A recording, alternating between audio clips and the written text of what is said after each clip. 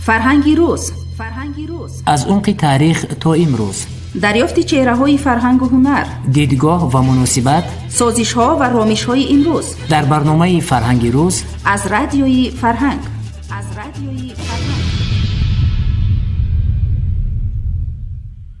نقش جلسه 16 شورای عالی جمهوری تاجیکستان در تاریخ نوین تاجیکان است موضوع امروزی برنامه فرهنگی روز. درود شنوندگان عزیز.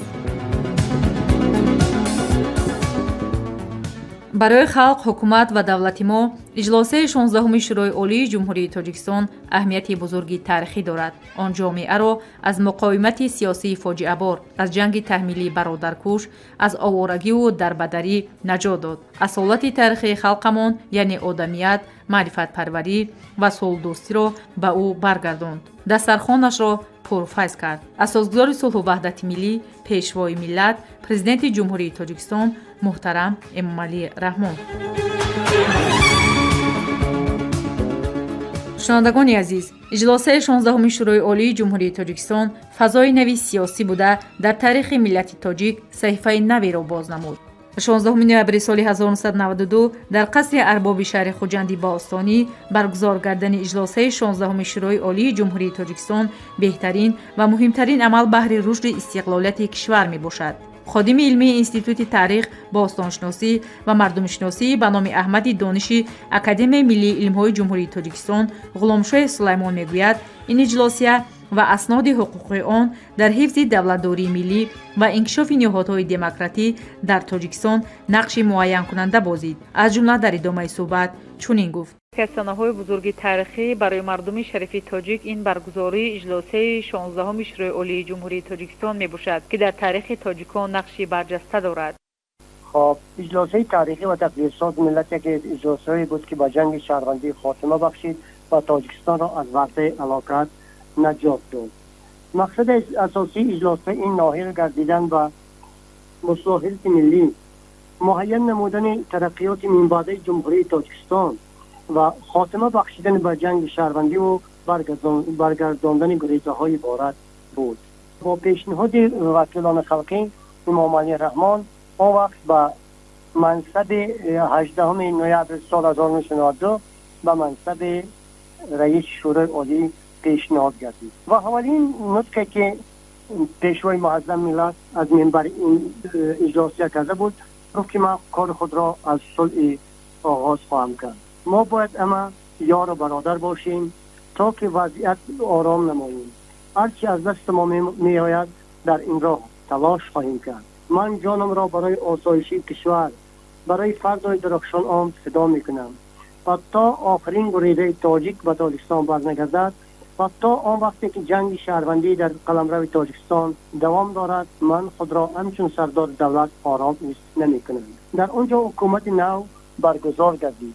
تاجیکستان را از یک پارگی نجات دادند و برگرداندن گریزه ها آغاز نمودند. سردار دولت به سوگند خود صادق ماند و بعد این انتخابات پرزیدنتی از 6 نوامبر سال 1992 از ماه اپریل سال 1994 با گفت و شنید بین مخالفین و حکومت جمهوری تاجیکستان آغاز بخشیدند و بعد 8 مرتبه این گفت و شنید 27 نوامبر سال 1990 سازشنامه استقلال صلح به امضا رسید و گریزه ها به وطن برگشتند.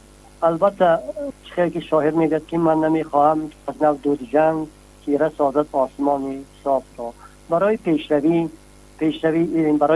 اقتصادیات پیش از همه آرامی، صلح و ثبات لازم است.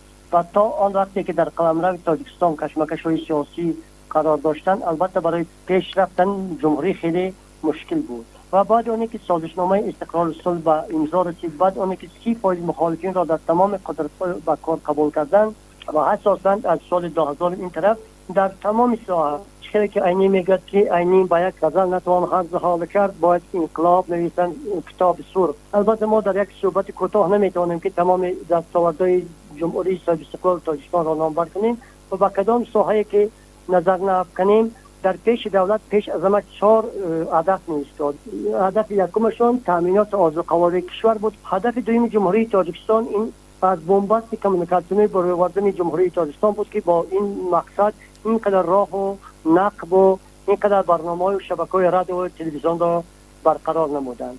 عدد سوم این استقلالیت انرژتیکی بود که از سال 1994 از 21 مارس سال 1994 تا 9 سپتامبر سال 2000 البته چقدر نیروگاه خرد و بزرگ آبی به مانند سنگتوده یک، سنگتوده دو، پامیر یک، اگریگات یکم دویم نیروگاه آبی برقی راهان را به استفاده دادند.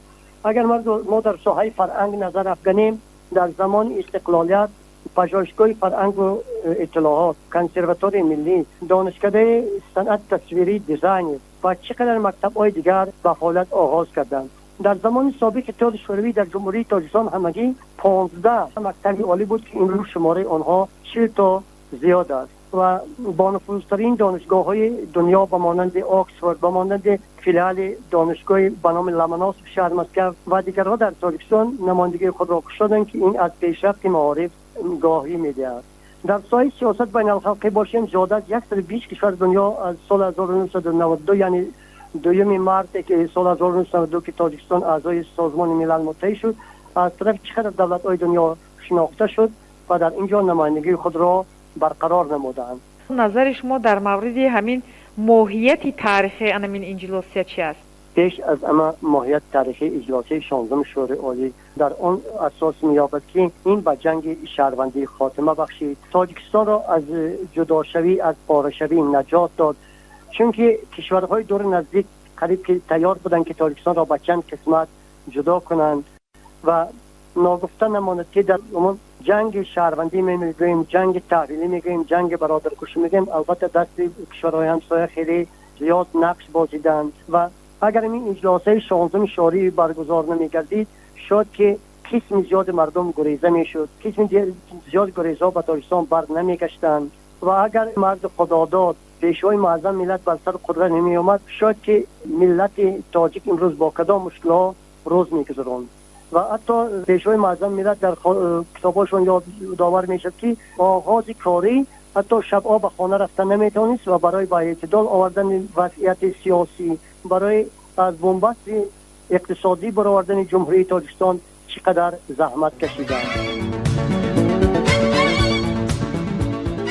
ҳар як фарди ватандӯст се пояи рушди давлатдории тоҷикон, истиқлолияти давлати ҷумҳурии тоҷикистон, ваҳдати миллӣ ва иҷлосаи 16 шӯрои олии ҷумҳурии тоҷикистонро ҳамеша бояд эҳсос ва ҳифз намояд, мегӯяд ғафурзода абдухалил, доктори илмҳои ҳуқуқшиносӣ, профессор, ректори академияи идоракунии давлатӣ назди президенти ҷумҳурии тоҷикистон.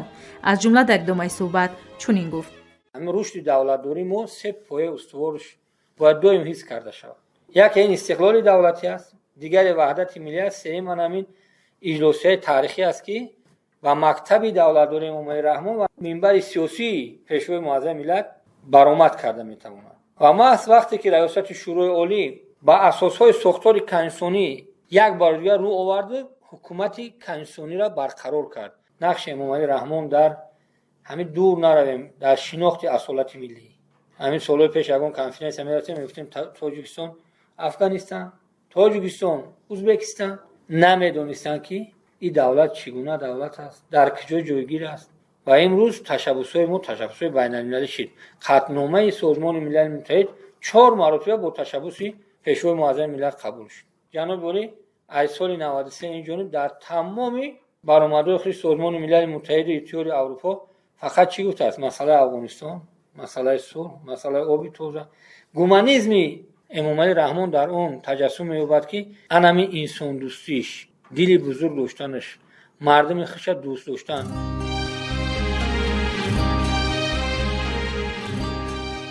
шунавандагони азиз, асосгузори сулҳу ваҳдати миллӣ, пешвои миллат, президенти ҷумҳурии тоҷикистон муҳтарам эмомали раҳмон ҳанӯз соли 1992 нақш ва мавқеи иҷлосияро ба сифати рӯйдоди сарнавиштсози миллат муайян намуданд, зеро он дар кишвар гардиши куллиеро ба вуҷуд овард. маҳз дар иҷлосаи тақдирсози мазкур муҳтарам эмомали раҳмон аз ҷониби намояндагони мардумии кишвар ба ҳайси раиси шӯрои олии ҷумҳурии тоҷикистон интихоб гарда, ҳамзамон ваколати сардори давлат ба он кас дода шуд. ба ӯҳдаи сардори давлат таъмини ҳуқуқ ва озодиҳои шаҳрвандон, конститутсия ва қонунҳои ҷумҳурии тоҷикистон вогзор гардид. сиёсати хирадмандонаи пешвои муаззами миллат назми ҷомеаро ба вуҷуд оварда мардумро ба ояндаи дурахшон бовар кунонем.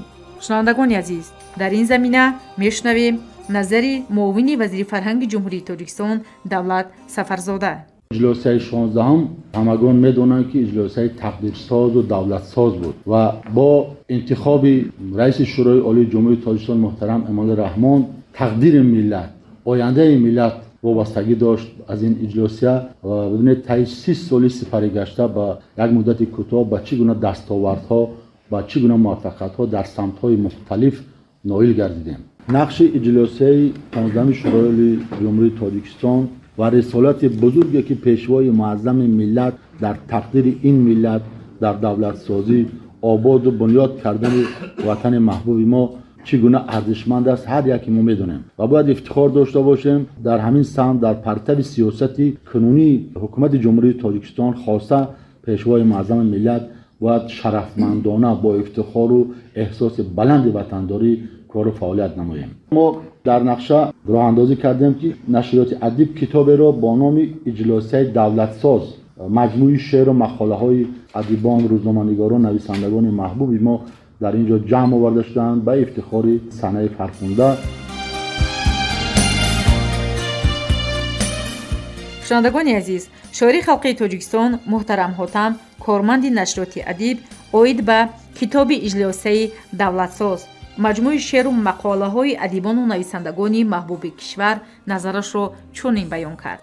و باید گفت که تا جای ما آگاه هستیم درباره اجلاسیه 16 شورای عالی جمهوری تاجیکستان از جانب نویسندگان و سیاستمداران کتاب‌های علاهیده زیاد به نشر رسیده‌اند با نام‌های گوناگون و با حجم‌های گوناگون که از جمله ما کتاب‌های پروفسور عثمان جان غفاروف را می‌دانیم، کتاب‌های عبدالمجید داستیوف و بسیار دیگر ادیبان و سیاستمدارانی که در این اجلاسیه اشتراک داشتند می‌دانیم. اما به شکل چنین کتابچه که در آن هم شعرهای ادیبان امروزه تاجیک و هم آن ادیبانی که در آن اجلاسیه اشتراک داشتند، این چنین سیاستمدارانی که وکیلان شورای عالی جمهوری تاجیکستان بودند و در اجلاسیه 16 اشتراک کردند، بار نخست و چنین شکل جمع‌آوری شده و روی چاپ را دیده است.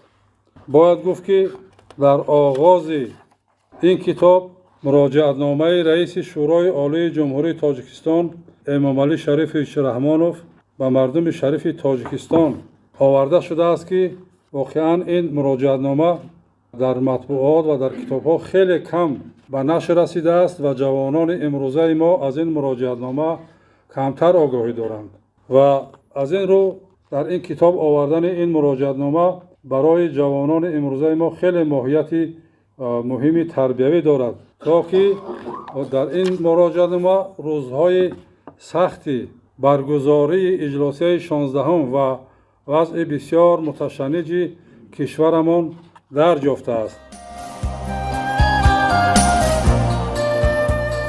شنوندگان عزیز، метавон қайд намуд ки давраи навини қонунгузории кишвар аз ин иҷлосияи тақдирсоз оғоз гардааст ва дар маҷмӯъ иҷлосияи 16 шӯрои олӣ тадбирҳои муҳими сарнависози зеринро анҷом додааст. аз ҷумла роҳбарияти нави сиёсии мамлакатро таҳти сарварии муҳтарам эмомалӣ раҳмон интихоб намуд.